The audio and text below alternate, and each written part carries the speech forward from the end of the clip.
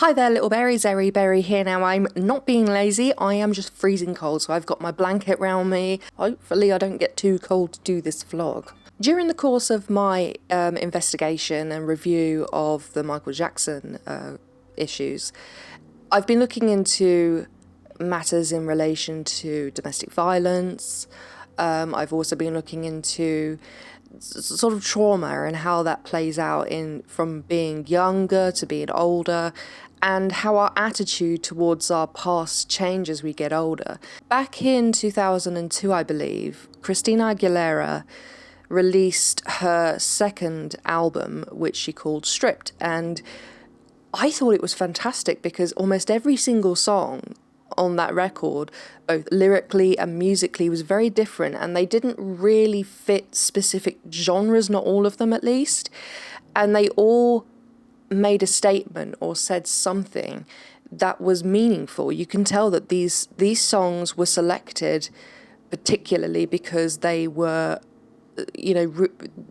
kind of not autobiographical, but they meant something to Christina. For me, the one song that both musically and vocally and lyrically sticks out from all of them is the song Fighter.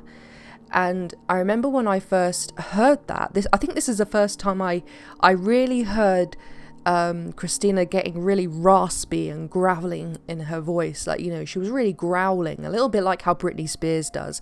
And you could tell there was a lot of aggression in there, but still a lot of passion. And lyrically, the song kind of spoke to me in a way, because there was a male figure in my life when I was younger who bullied me, for lack of a better term, and I just felt like saying to him, fuck you, all of that. So in a way I could relate to this. I think the person she's singing about is someone who really, really fucked her over. Around the same time, another singer called Jamelia, she released a song called Thank You. Now, Jamelia, very sadly, she was in an abusive relationship where her partner would be physically abusive to her. In both the song from Christina Aguilera called Fighter and in the song from Jamelia, they both thank their abusers for what they did. I remember seeing one episode of, I can't remember whether it was Jerry Springer or Ricky Lake, where a bully victim actually thanked her bully for doing what they did because it made them stronger. Now, I have no doubt that past experiences do make you who you are at the end of the day, whether they make you tough, whether they desensitize you. Fair enough. But we shouldn't have to go through trauma, especially at the hands of someone just because they enjoyed it, to be stronger. We shouldn't have to be abused to come out the other end, feeling like we are, as Christine says, a fighter. How can you be absolutely sure that it's that experience, and particularly what that person did, that made you that way? And did you have to go through that to be strong? Someone who doesn't go through any kind of trauma, if they're shielded from it and they have a happy life and childhood, does that mean that they're weak? No. You can still learn through positive experience. It doesn't always have to be through negative experience. And even though we may think, look, I'm much stronger now because of what you put me through, I don't really like those lyrics anymore. My attitude has changed. We shouldn't have to thank our abusers, and we shouldn't thank our abusers. The bullies at school, the people that made you feel that big, the teachers that used to pick on you, and the neighborhood kids, or family members you didn't get on with, partners who made you feel worthless or victimized or abused you. We should never thank them at all, because that's validating what they did. And no amount of abuse should be validated at all. It should not happen. There's another singer who I used to really like and now cannot stand at all. And this is not a reflection on Zoe Alexander. Please don't think that. I felt this way before any of that happened. Is that the singer Pink said in an interview once that she says that parents should beat the crap out of their kids. And she then went on to give credit to her father for, as she said, putting her through a wall. And that was the only reason she was there. I was horrified listening to that, thinking, first of all, parents should beat the crap out. No, nobody should beat the crap out of anybody, especially children who don't know how to live in the world, who have no idea about, that they don't understand reason as much as they do when they grow older. And using physical violence as a way of teaching someone a lesson, and then for that person to turn around and thank or give validation and, I suppose, pay homage to the person that hurt them.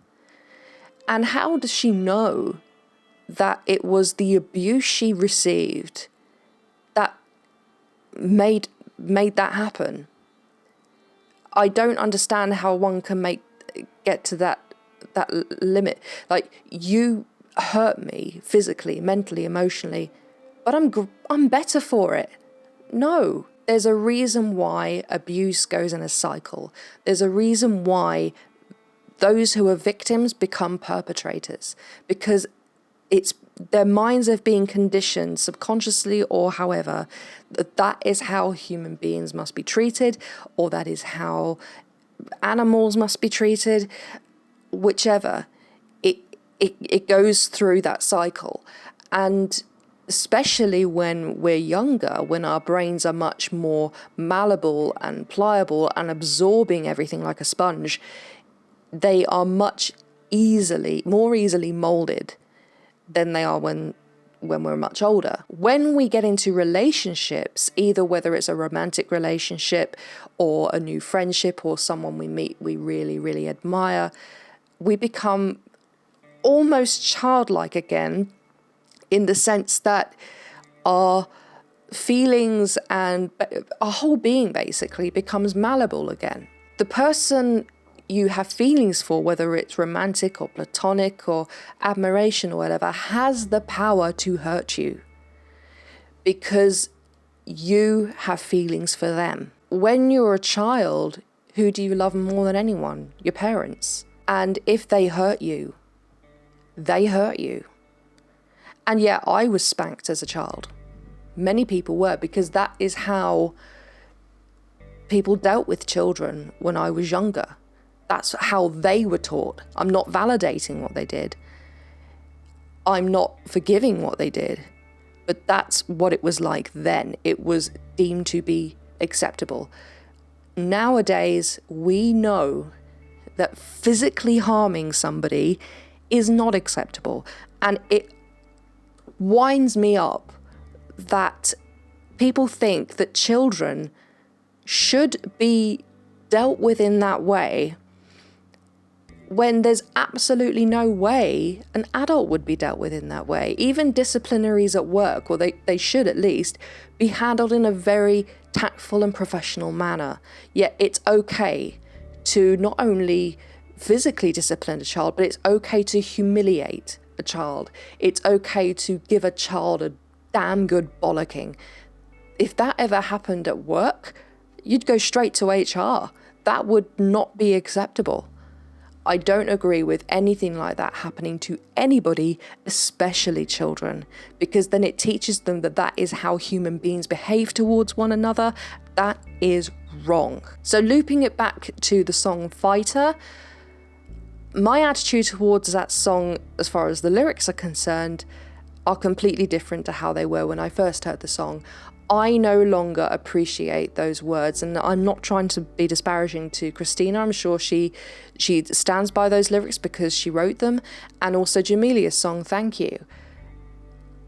We should never have to thank our abusers. It should be, fuck you. I'm up here stronger because that's who I am.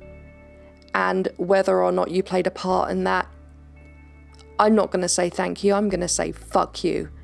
I'm up here, you're down there, bye, see you later. Acknowledging that it happened, trying our best to heal from it, and moving beyond it in a way that we don't repeat the cycle. And in addition, we don't continue to abuse ourselves. Because a lot of people, when they are in abusive relationships or anything like this happens, they feel shame. And they torture themselves, or they feel that they deserved what they got. And thanking your abuser is another way of saying you deserved it, in my opinion at least. We shouldn't do that. The best thing we can do is show our abusers, the bullies or whoever, that they no longer have power over us and that we are moving on in our lives. And that's a very, very hard thing to do.